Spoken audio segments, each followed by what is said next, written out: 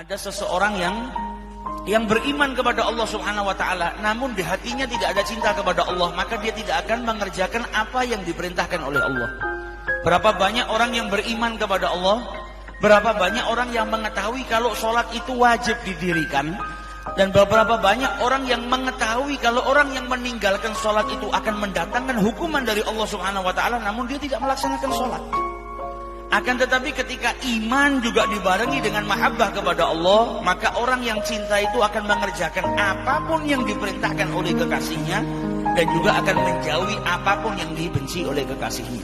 Akan mencintai apapun yang dicintai oleh kekasihnya. Allah mencintai sholat, Allah mencintai orang-orang yang bersabar, Allah mencintai orang-orang yang bertakwa. Dia pun akan mencintai hal tersebut dengan melakukannya.